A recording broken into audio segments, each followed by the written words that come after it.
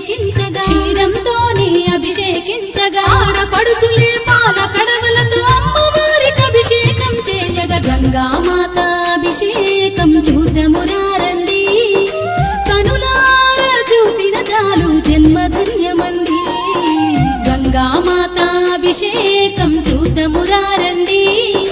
కనులార చూసిన చాలు జన్మధన్యమండి కుంకుమ చందన గంధాలతో అమ్మవారికి అభిషేకం చేయగా సుగంధ